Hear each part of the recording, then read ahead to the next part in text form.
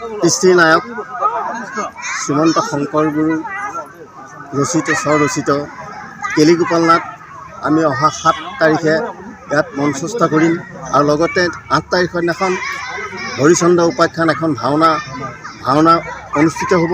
ইয়াত ডেকা গাভৰু ল'ৰা ছোৱালী বয়োবৃদ্ধা সকলোৱে আহি একত্ৰিত হৈ ইয়াত অখৰা কৰিছে আৰু যথাসময়ত যাতে আমি সুন্দৰভাৱে কৰিব পাৰোঁ, ৰাইজক যাতে শান্তি দিব পাৰোঁ, ৰাইজক যাতে আনন্দ দিব পাৰোঁ, এইখিনি আমাৰ আলোচনা।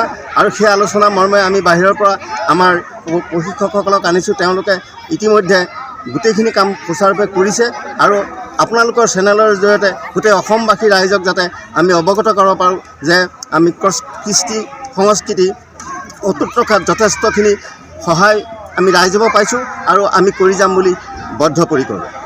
নমস্কাৰ জনাইছোঁ। কাৰণ আমাৰ এই থিয়তাকনি গাঁওখনত আমি গুৰুজনাৰ অপূৰ্ব সৃষ্টি ভাওনাভাগ আৰু কেলিগোপাল নাটভাগ ইয়াত মনস্থ কৰাৰ কথা ভাবিছোঁ ডিচেম্বৰৰ 7 আৰু 8 তাৰিখে। গতিকে ইয়াত ৰাইজৰ সহযোগিতা সম্পূৰ্ণৰূপে পাইছোঁ আৰু গাঁৱৰ।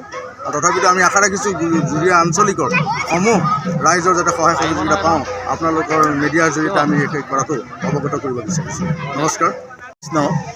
মানে জয়তে আমি আপোনালোকৰ চেনেলৰ জৰিয়তে আমি গোটেই অসমবাসীক জনাব বিচাৰিছোঁ যে আমি জুৰীয়া থিয়তাকনি গাঁৱৰ উজনিফাল খেল এই নামঘৰৰ প্ৰাংগণত আমি প্ৰতি বছৰৰ দৰে এই বছৰো আমি দুদিনীয়া কাৰ্যসূচীৰে শ্ৰীকৃষ্ণৰ ৰাস লীলাভাগ আমি অনুষ্ঠিত কৰিব বিচাৰিছোঁ। অহা ইংৰাজী 7 আৰু 8 তাৰিখে 7 তাৰিখে গুৰুজনাৰ সৃষ্টি অমূল্য সৃষ্টি কেলিগোপাল নাটভাগ আৰু পিছদিনা 8 তাৰিখে আমাৰ গুৰুদেৱৰ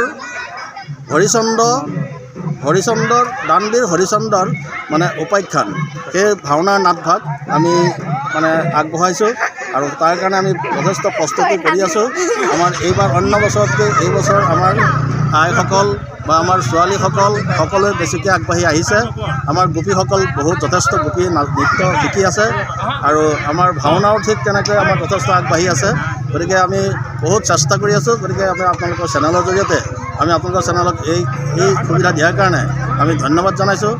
গতিকে যাতে এই চেনেলৰ যোগেদি আমি সমূহ অসমবাসী ৰাইজক আমি সাদৰে নিমন্ত্ৰণ জনাইছোঁ যাতে আমাৰ এই অনুষ্ঠানত আহি আমাক আশীৰ্বাদ কৰিব, যাতে আগলৈ আমি এনেকৈ আগবাঢ়ি যোৱাত যাতে আমাৰ সহায় কৰে।